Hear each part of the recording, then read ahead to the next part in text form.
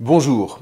Au terme de toutes ces vidéos sur le livre des nombres, je vous propose de prendre le temps d'un retour à l'essentiel concernant ce livre a priori déconcertant, un des livres les plus déconcertants de la Torah, il faut bien l'avouer, mais ce qui promet du même coup, la Torah nous y a déjà bien habitués, d'être une source d'enrichissement d'autant plus étonnante. Alors d'abord, rappelons-nous, un des noms hébreux de ce livre est Bamidbar, littéralement dans le désert. Comme si une bannière était dressée ici pour nous signifier que, sur le chemin de la liberté initiée avec la sortie d'Égypte, une traversée du désert n'était rien de moins que nécessaire. Non pas tant une installation dans le désert, mais une traversée. Alors, on est en droit de se demander pourquoi. Eh bien, sans doute parce que quand l'homme se prend à stagner en permanence à la place où il est, ce qu'on appelle le confort, eh bien, cet homme ne peut tout simplement plus grandir. Alors, bien sûr que l'homme doit savoir s'asseoir pour pouvoir réfléchir sur lui, sur sa vie, mais il n'empêche qu'à un moment ou à un autre, il doit non moins sortir de sa zone de confort, comme on dit aujourd'hui, c'est-à-dire s'engager sur les chemins de la vie, sur les chemins du monde, pour passer d'une station à une autre. Entre l'Égypte, qui a été la matrice du peuple des fils d'Israël, une matrice qui n'a pas toujours été douloureuse, mais qu'il est devenue au bout de 4 siècles, entre l'Égypte donc et Canaan, eh bien, il y a un midbar, un désert, nous dit ce livre. Un désert qu'il faut nécessairement traverser. Premier enseignement inscrit dans le titre même du livre. Deuxièmement, le livre des nombres convoque à une interrogation. Jamais cette traversée n'aurait dû prendre autant de temps. 40 ans, nous dit-on dans le style du rédacteur sacerdotal, pour signifier en réalité le temps d'une génération. Rappelons-nous la génération qui est sortie d'Égypte, qui a reçu la Torah par Moïse à l'Horeb, n'est pas la génération qui est entrée en Canaan. Donc, on se pose la question, pourquoi ? On aurait pu cacher ce drame. Quand on raconte une histoire familiale, charnelle, on rapporte en général les étapes les plus décisives, les victoires qu'on défile les unes après les autres, sans trop s'attarder, voire même en taisant les épisodes par trop douloureux, comme les scandales ou les échecs, ce qu'on appelle en psychologie les secrets de famille. Or ici, non. La chair d'Israël n'a pas pu taire ce moment peu glorieux de sa libération, ni éluder la question. Après le séjour à l'Horeb, on aurait dû entrer en Canaan quelques semaines plus tard, tout au plus. Pourquoi ? La génération qui a eu ce culot de tenir tête à la colossale puissance égyptienne pour sortir de ses griffes meurtrières, pourquoi cette génération est-elle restée plantée dans le Midbar ? Pourquoi seuls les enfants de cette génération sont-ils entrés en Canaan ? Vous voyez, une question qui ne cesse de hanter l'âme juive jusqu'à aujourd'hui, ce qui n'est pas sans vertu, puisque c'est cette question qui, quelque part, interdit à ce peuple de tomber dans l'orgueil, de tomber dans cette suffisance qui jette les nations les unes contre les autres dans des luttes fratricides de pouvoir, lutte d'autant plus vaine que même les empires qui ont su écraser le plus de nations sœurs n'échappent jamais à la décadence qui préside à leur disparition à plus ou moins long terme. Qui s'élève sera abaissé est le mouvement récurrent de l'histoire dont les nations, noyées dans leur orgueil, semblent incapables de tirer quelque leçon que ce soit. Or, au sein de cette histoire kafkaïenne, un peuple demeure et trace son chemin, le peuple d'Israël. Comment fait-il ? Israël a compris quand il était en exil à Babylone qu'il ne fallait pas laisser les ombres de son histoire enténébrer son avenir. Donc il choisit dans le livre Bamidbar de leur donner la parole pour en retenir la leçon. Faisant l'expérience de l'abaissement pour avoir vainement tenté de s'élever par soi-même, Israël apprend que cet abaissement vécu dans la lumière de Hachem devient la promesse d'un relèvement et la révélation de la miséricorde du Dieu de la Torah.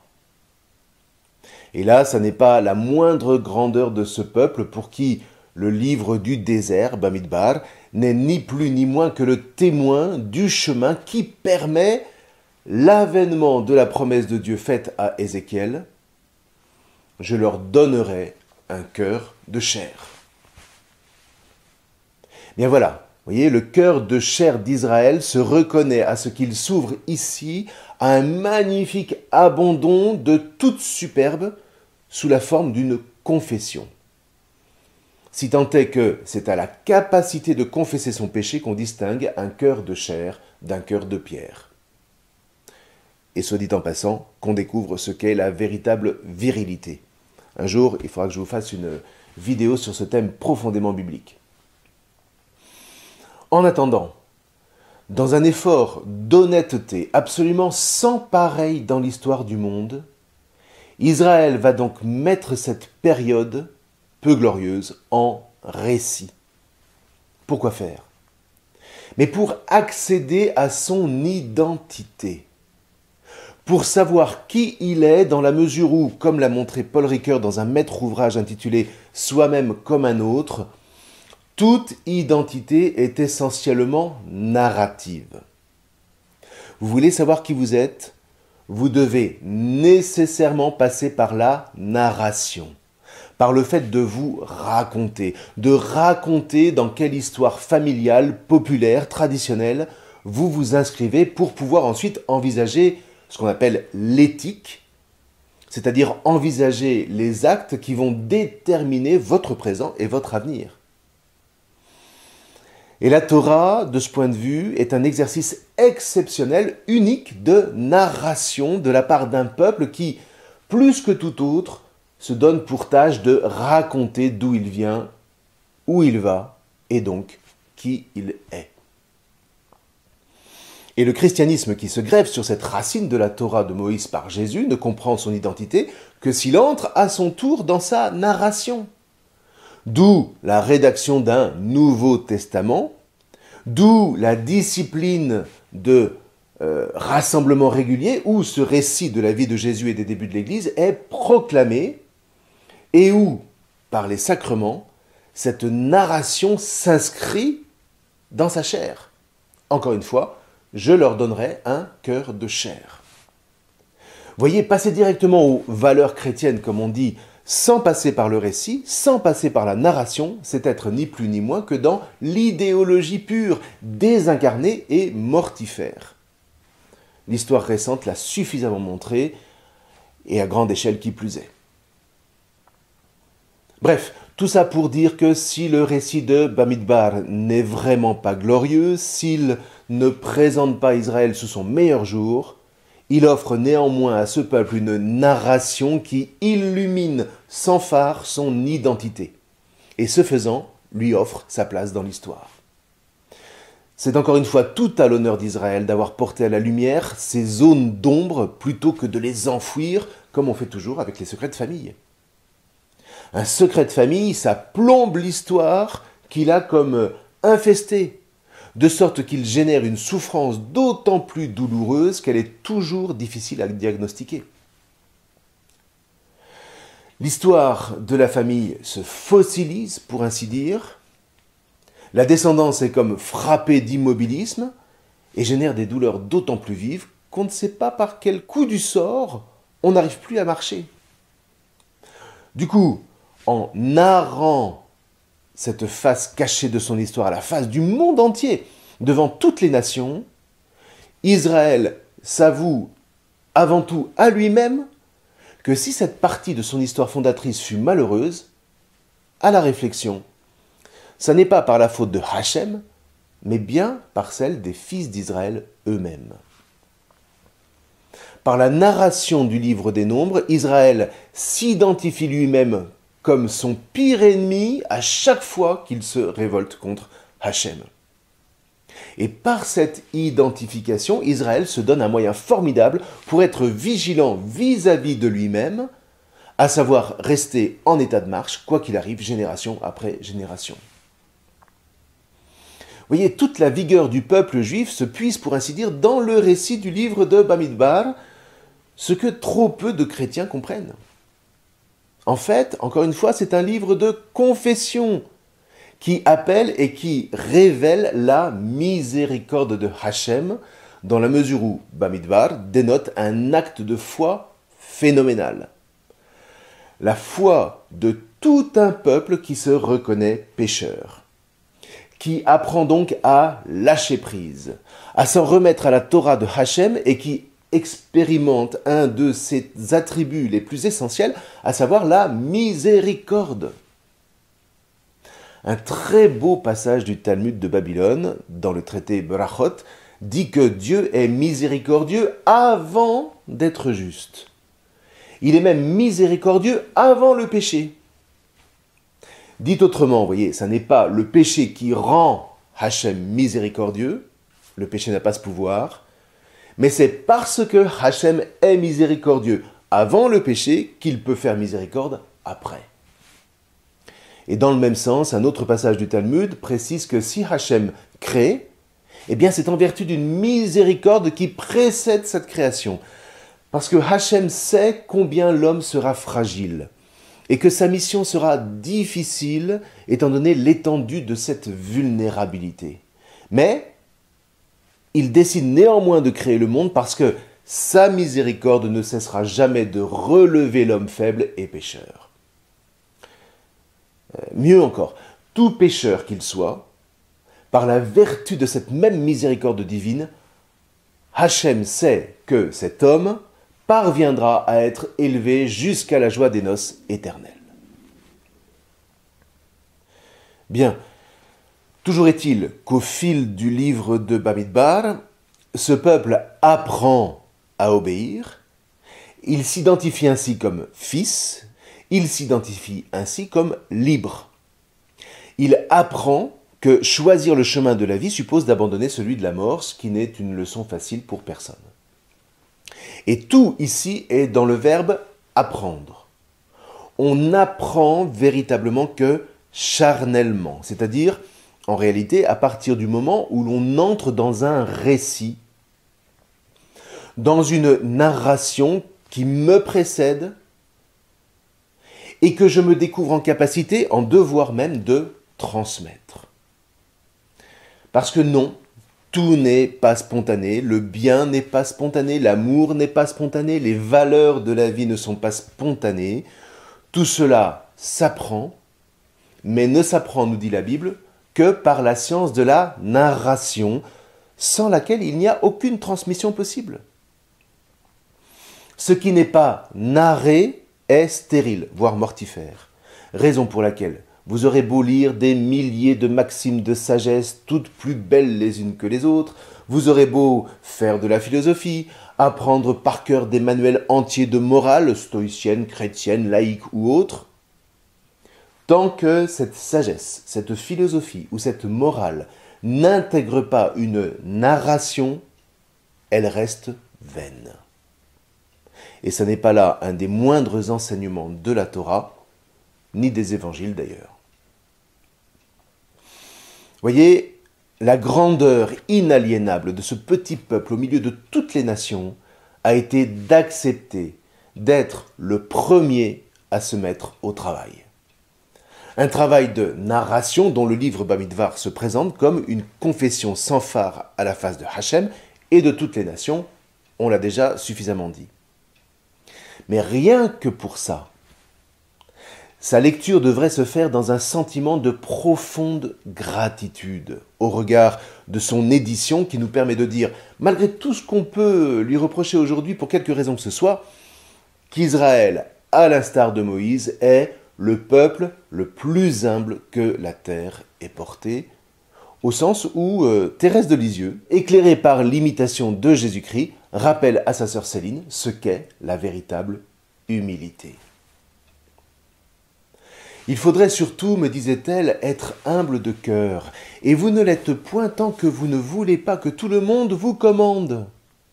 Vous êtes de bonne humeur tant que les choses vous réussissent, mais aussitôt qu'elles ne vont plus à votre idée, votre figure se rembrunit.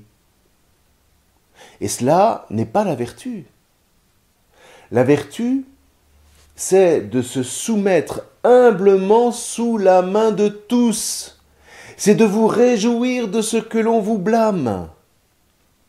Au commencement de vos efforts, la même contrariété paraîtra à l'extérieur, et les créatures vous jugeront ainsi imparfaites. Mais c'est là le plus beau de l'affaire, car vous pratiquerez l'humilité qui consiste non pas à penser et à dire que vous êtes vous-même rempli de défauts, mais à être heureuse que les autres le pensent et même le disent.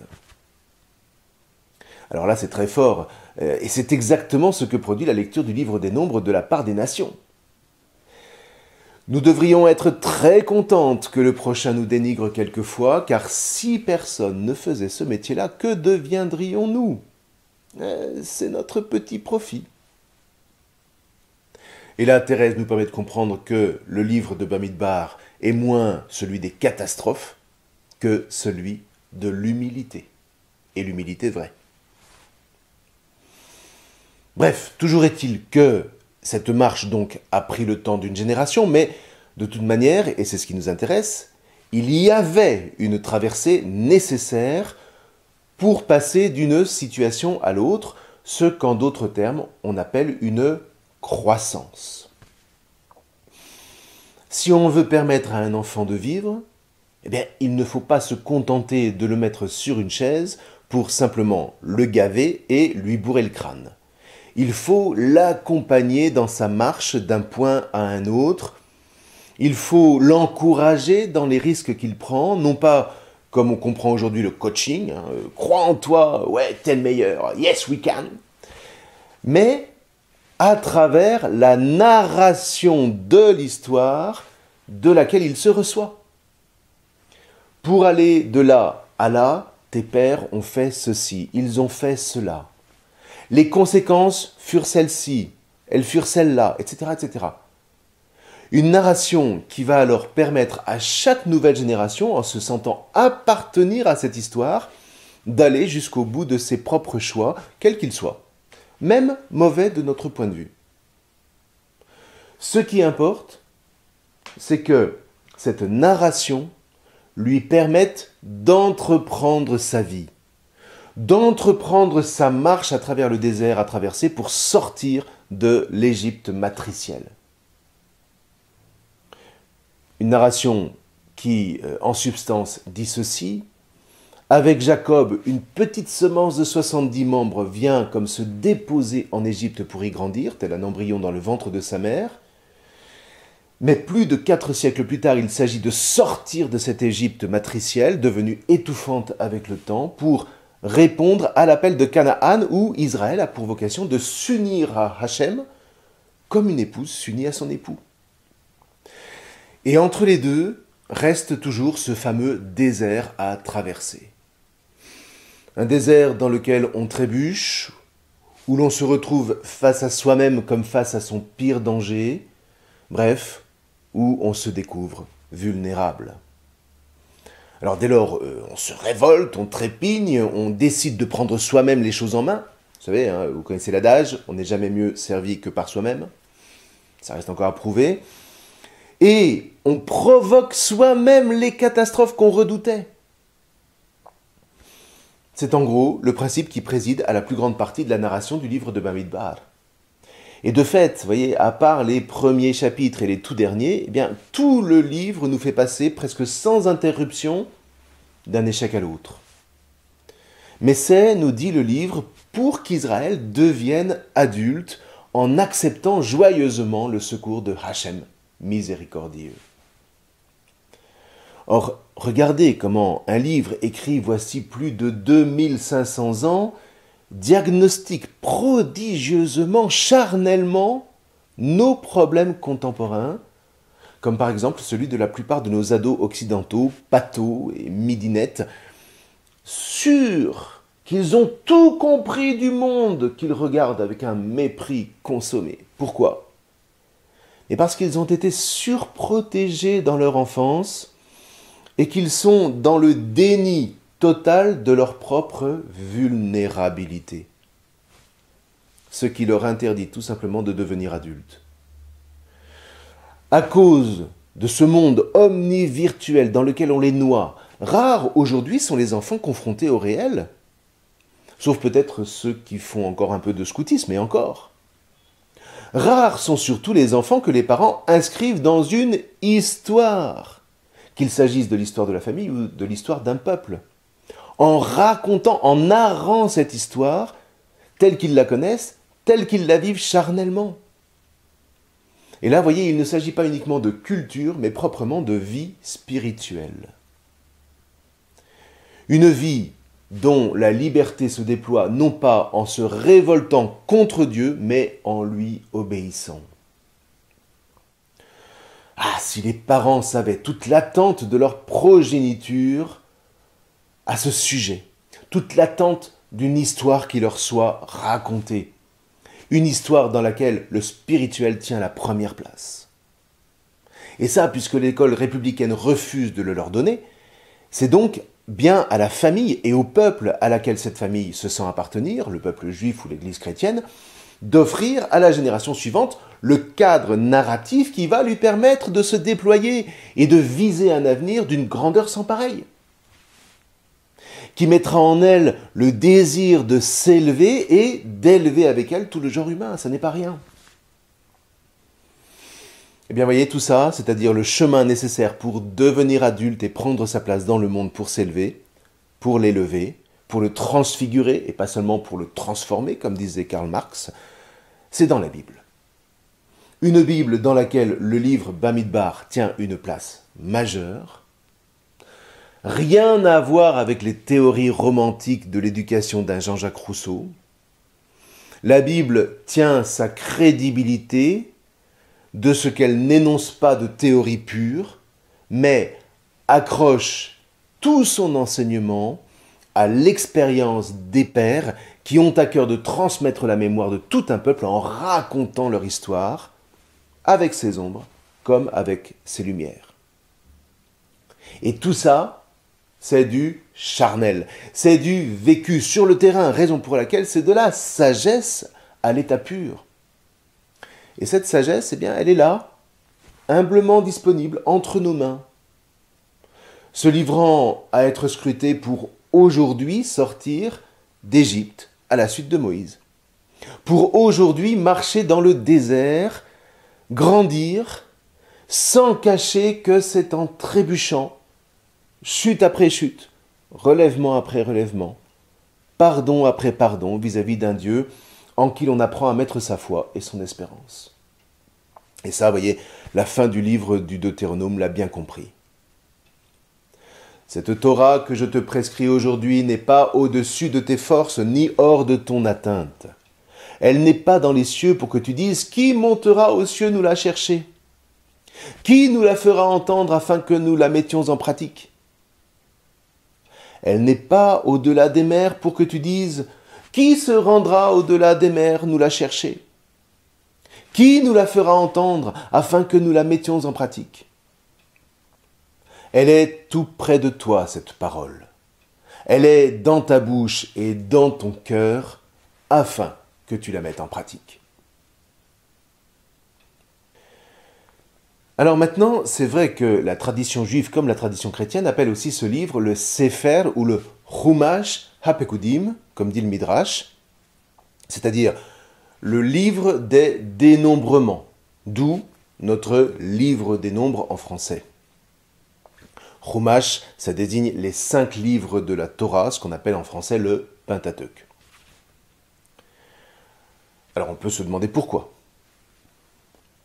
Simplement, disent les rabbins, parce que, en prévision des épreuves, il convenait de dénombrer ce peuple au début de la traversée du désert, mais aussi à la fin, après toutes les catastrophes, pour vérifier ce qu'il restait de ce peuple, dans la mesure où chaque désastre s'est quand même soldé par un prix humain à payer, somme toute, vraiment lourd.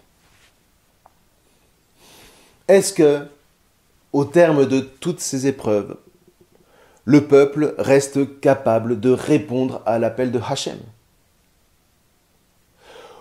Ou pour parler comme les rabbins, est-ce qu'après toutes ces chutes, le peuple se perçoit toujours comme ce Keli, ce réceptacle de la lumière divine qui demeure dans le Mishkan, mais c'est dans l'espérance de pouvoir un jour venir habiter le cœur, venir habiter la chair de ce peuple à la nuque raide. Parce que, vous voyez, dans le fond, en soi, les livres de la Genèse, de l'Exode et du Lévitique auraient pu suffire. Hachem trouve en Abraham cet homme de qualité qui va rentrer dans l'alliance, c'est-à-dire par qui les noces vont enfin pouvoir être envisagées entre le Créateur et sa création. Le clan du patriarche grandit, devient une famille somme toute modeste qui va devoir descendre en Égypte où elle va devenir un peuple et surtout où vont se mettre en place les éléments de sa avoda, comme on dit en hébreu, c'est-à-dire de son sacerdoce au service de sa sanctification. Donc en soi, on aurait pu s'en tenir là. Pourquoi a-t-il donc fallu que le peuple entre dans cette étape qu'il faut bien appeler une chute vertigineuse? Que diable allait-il faire dans cette galère, comme disait Géronte dans les fourberies de Scapin? Eh bien, il reviendra au Deutéronome de répondre. Vous voyez, le Deutéronome qu'on va ouvrir prochainement, c'est le livre qui va mettre le peuple en travail. Un travail sur soi qui, encore une fois, grâce à la narration, va tout reprendre pour permettre à la fin de faire le choix de la vie. Et pour ça, de faire le choix d'abandonner ce satané fantasme de toute puissance qui mène à la mort. Le livre des Nombres raconte ça à l'envi. Choisir la vie donc en abandonnant le désir mortel de mettre la main sur Hachem. Un fantasme d'autant plus fort qu'Israël est revêtu d'un sacerdoce unique, d'une puissance d'élévation telle que n'en connaît aucune autre nation. Pour le dire autrement, vous voyez, il lui faut convertir ce fantasme pécheur, donc meurtrier, en puissance vivifiante. Sauf qu'un tel choix, décidément, ne peut pas être simplement intellectuel. La vie et la mort ne sont pas de purs concepts. Et c'est là tout le mystère et la grandeur de cette traversée du désert. Israël a accepté de narrer l'expérience de sa mort. Vous vous rendez compte ? Raconter ses propres chutes pour découvrir comment Hachem a néanmoins pu relever son peuple. Eh bien ça, c'est de l'expérience charnelle. Parce qu'évidemment, il ne s'agit pas de chuter pour chuter. Il faut aussi apprendre à réparer. Ou du moins se donner les moyens de ne pas retomber. Raison pour laquelle à chaque faute va quasiment correspondre dans le livre des Nombres un commandement nouveau qui n'avait pas encore été donné pour faire en sorte que le peuple ne s'égare plus dans cette impasse. Un commandement qui n'est pas une rétorsion, mais une lumière de vie. Ce qu'on appelle en hébreu le Or Me'ofel, c'est-à-dire cette lumière, Or, qui jaillit mystérieusement de l'obscurité, Ophel. Comme si la situation de faute, d'échec, de chute, allait obliger la lumière divine à descendre encore plus bas pour éclairer des régions spirituelles qui restent dans l'ombre. Et là, c'est vraiment une dimension nouvelle, inattendue, qui nous est donnée dès le livre des Nombres et qui conduira évidemment pour les chrétiens à entrer dans le mystère de la kénose du Verbe fait chair. La kénose, ça veut dire ce mouvement par lequel Dieu se vide. Le Verbe fait chair qui, tout innocent qu'il soit, ira jusqu'à entrer en personne dans la mort du péché pour y faire jaillir la lumière de la résurrection. Du coup, c'est vraiment dans ce livre qu'on découvre ce qu'est véritablement un juste, un tzaddik. Non pas celui qui ne faute pas, ça c'est le mensonge du monde qui cache sa faute pour paraître parfait aux yeux des autres, pour mieux les tromper. Le tzaddik, le juste, n'est donc pas celui qui ne faute pas, mais c'est celui qui sait se relever. Et en ce sens, le livre des Proverbes dit très judicieusement « Le juste tomberait-il 7 fois que toujours il se relève ? Les méchants, eux, trébuchent dans le malheur, sous-entendu, et y restent. » Et de fait, redisons-le, le juste, nous apprend le livre des Nombres, c'est celui qui sait se relever. Non pas avec orgueil en disant même pas mal, mais humblement, en apprenant la leçon de sa chute. Vous voyez, encore jusqu'au Lévitique, on aurait pu se dire, malgré l'épisode du Taurillon d'or et de Nadab et Abihu, que le juste, c'est celui qui ne tombe jamais, qui se maintient dans la sainteté presque à hauteur de Hachem, pour ainsi dire. Oh, mais voilà, à partir du livre des Nombres, c'est fini, on ne peut plus dire ça. Le juste, c'est celui qui peut fauter. Parce que, quand on avance dans le désert, il est inévitable de fauter. On n'est pas dans le milieu protecteur ou assisté dont on rêve, dans sa bulle, dirait-on aujourd'hui. Mais le juste doit se relever. De sorte que le livre des Nombres nous apprend que la véritable question du juste ou du saint, c'est la même chose, ça n'est pas « que faut-il faire pour ne jamais chuter ?» mais « qu'est-ce que je fais lorsque j'ai chuté ?» Vous voyez, dans le fond, c'est ce qu'il y a d'extraordinaire dans ce livre, du début jusqu'à la fin.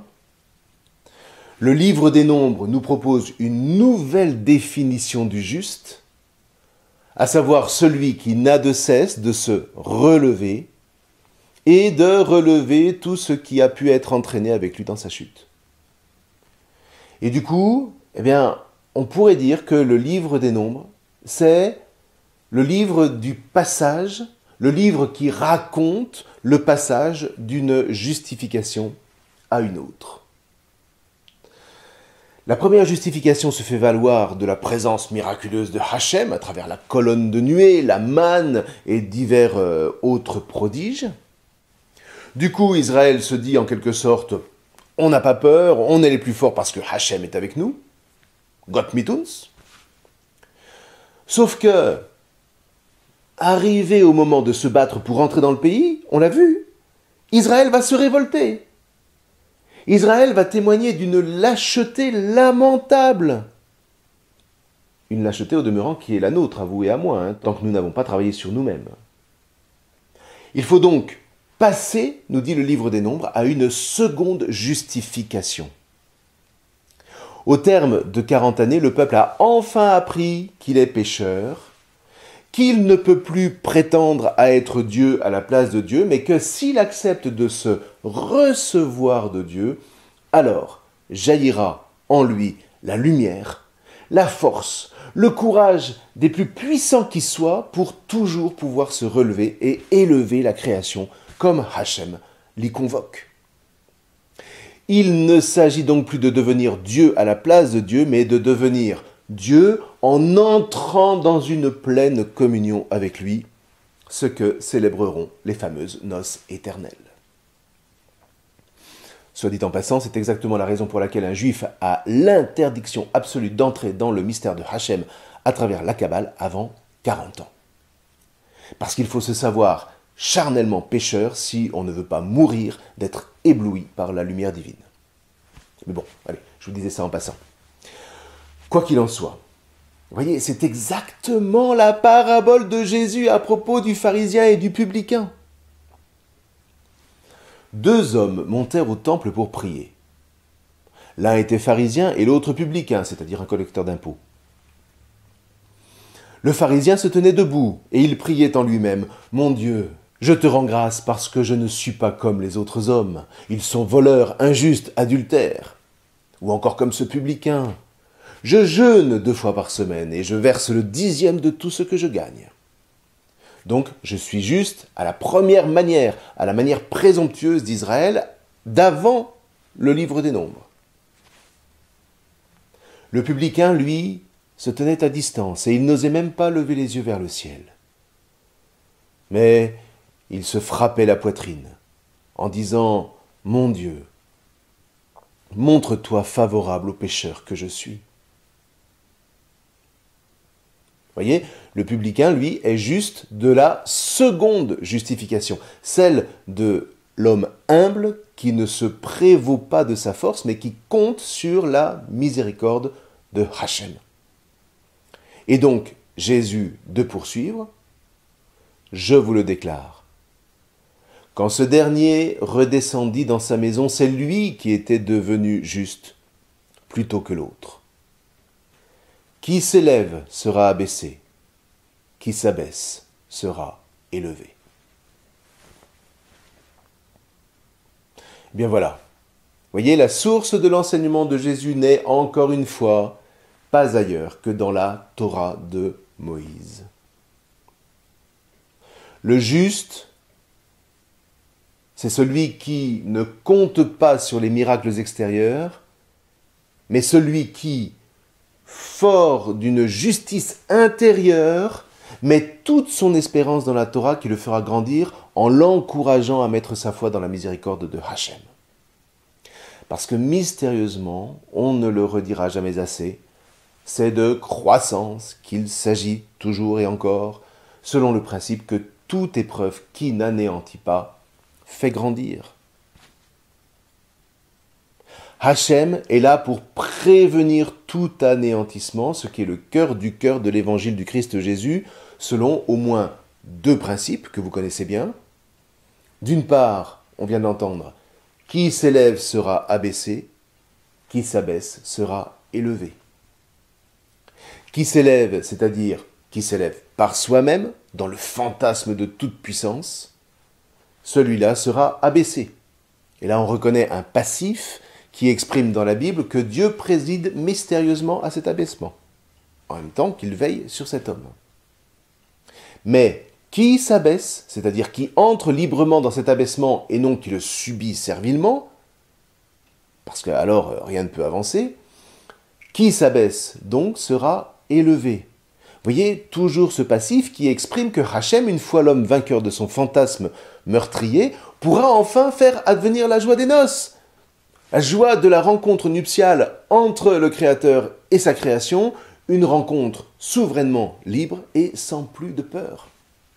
Eh bien voyez, sans le livre des Nombres, Jésus n'aurait, pour ainsi dire, jamais pu émettre cette maxime. Qui s'élève sera abaissé, correspond au peuple d'Israël du premier dénombrement. Qui s'abaisse sera élevé, correspond au peuple d'Israël du second dénombrement. Quant au deuxième principe que lègue l'Évangile à toutes les nations qui mettent leur foi en Christ, c'est que Hachem, par sa miséricorde, veille toujours à ce que l'épreuve ne nous anéantisse pas. On a ça dans la dernière demande du Notre Père qui dit littéralement « Ne nous emporte pas dans l'épreuve » au sens de « Ne nous lâche pas, ne nous laisse pas abattus dans l'épreuve, mais délivre-nous du mal. » Une délivrance qui va consister dans le relèvement. Voilà, vous voyez, on ne demande pas que les épreuves nous soient épargnées, puisqu'elles sont indispensables à notre croissance, mais qu'elles ne nous anéantissent pas. Et qu'est-ce qui nous permet d'oser faire une telle demande? La narration du livre des Nombres qui raconte comment Hachem a manifesté charnellement à son peuple qu'il ne l'abandonnait pas, tout pécheur qu'il soit. Cette narration, vous voyez, entre autres, nous greffe sur la racine de l'olivier franc d'Israël et refonde notre identité chrétienne, l'identité d'un peuple qui reste toujours capable, quoi qu'il arrive, de se relever pour reprendre la marche sur le chemin de la vie. Et donc en définitive, vous voyez bien, j'espère, qu'on aurait vraiment tort de considérer trop rapidement ce livre des nombres, ce livre du Midbar, comme négligeable. Alors nous sommes dès lors prêts à ouvrir le livre du Deutéronome la prochaine fois. Encore bravo d'être arrivé jusque-là dans votre lecture du Pentateuque, du Chumash. Alors, hardi petit, ne baissons pas les bras au moment de franchir cette prochaine étape qui promet vraiment d'être passionnante. Je vous remercie.